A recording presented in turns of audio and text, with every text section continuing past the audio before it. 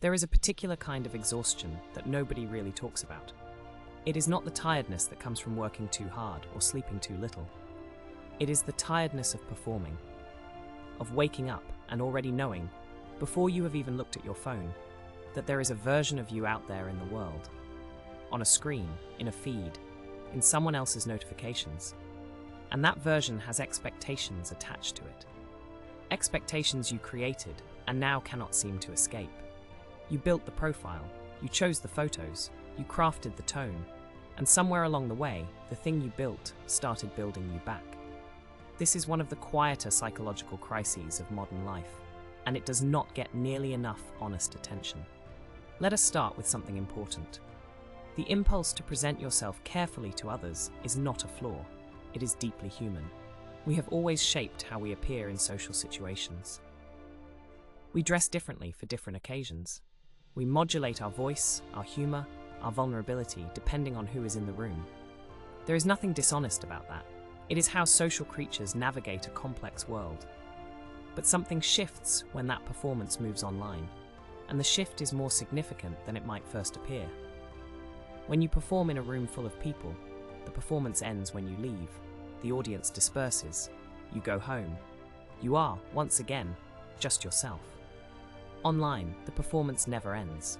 The profile sits there, accumulating meaning, attracting judgment, demanding consistency. Every new post is measured against every old one. Every silence is interpreted. Every change in tone is noticed. The audience does not disperse, it refreshes. This creates a psychological pressure that is genuinely new in human history. Previous generations faced peer pressure, of course. They faced the fear of exclusion, the need to belong, the anxiety of being judged. But those pressures had natural limits. They were bounded by geography, by time, by the simple fact that you could not be watched every hour of every day. Online, those limits dissolve, and what fills the space they leave behind is something that one psychological lens might describe as identity capture. The slow process by which the persona you perform begins to feel more real, more solid, more demanding than the self underneath it. Here is how it tends to happen. In the beginning, you share something genuine, a thought, a photograph, a piece of your life, and it is received well. People respond, they approve. And that approval feels good, not because you are shallow, but because you are human. The need to be seen and accepted is one of the most fundamental needs we carry. When something meets that need, the brain takes note. So you do it again and again. And gradually, without any single moment of decision, you begin to learn what the audience wants. You learn which parts of yourself generate warmth and which generate silence. You learn the tone that works, the aesthetic that lands, the version of your opinions that gets shared rather than ignored. And you begin, almost without noticing, to edit yourself accordingly. This is where online approval stops being a pleasant side effect and starts becoming the engine of your choices. The trouble is that the self you are editing toward is not really you. It is a composite of other people's preferences, platform algorithms, and the accumulated weight of past performances. It is a character, and characters, however compelling, are not people. They cannot grow in the directions that matter. They cannot be honest when honesty is inconvenient. They cannot change their mind without triggering a crisis of consistency. They cannot be vulnerable without calculating the risk first. And you, the actual person behind the screen, begin to feel the distance between yourself and that character growing wider.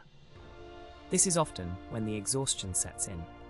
Not because you are doing too much, but because you are doing something fundamentally at odds with your own nature.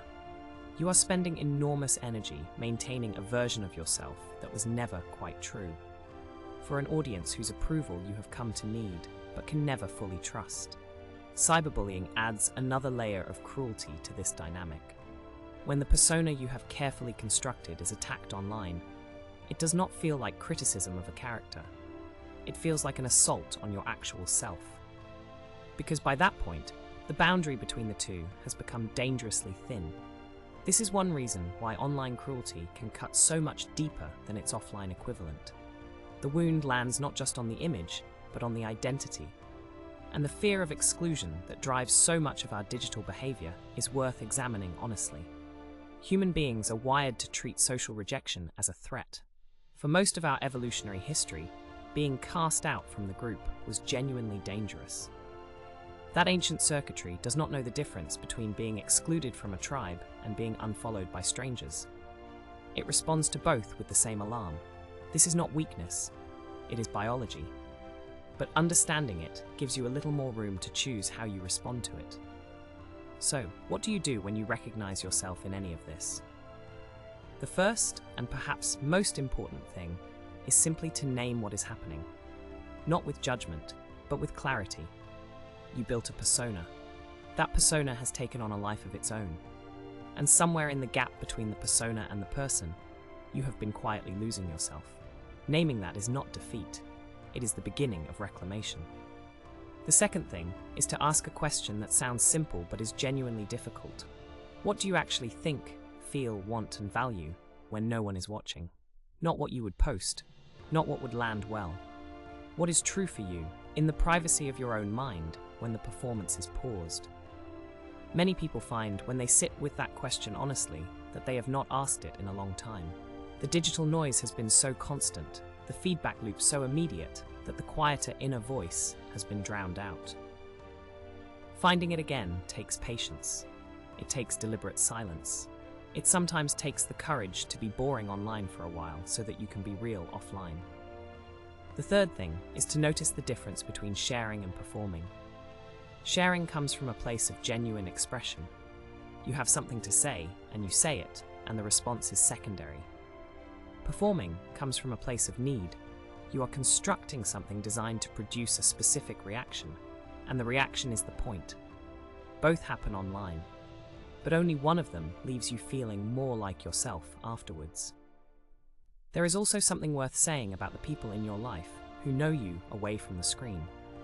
The ones who have seen you at your least curated, your least consistent, your least photogenic. Those relationships are not less real because they are not documented. They may, in fact, be the most real things you have. They are worth protecting and worth investing in, even when the algorithm offers no reward for doing so. Your digital reputation is not your identity. It is a reflection of choices you made, often under pressure, often in public, often in a hurry. It can be changed. It can be allowed to evolve. It does not have to be a life sentence. And the person you are beneath the profile, uncertain, contradictory, still figuring things out, capable of growth, that person is not a problem to be solved or a weakness to be hidden. That person is the only one worth knowing. The prison of an online identity is real, but it was built from the inside, which means the door was never locked from the outside either. If this video gave you something to think about, consider subscribing to Inside the Labyrinth. We explore these questions every week. And if someone in your life is quietly struggling with who they are online versus who they are in the world, sharing this with them might be the most useful thing you do today. And if this spoke to a part of you that rarely gets heard, stay with that feeling for a moment. You are not broken because you feel deeply. You are only beginning to understand yourself. Subscribe to Inside the Labyrinth for more reflections on the hidden patterns of the human mind.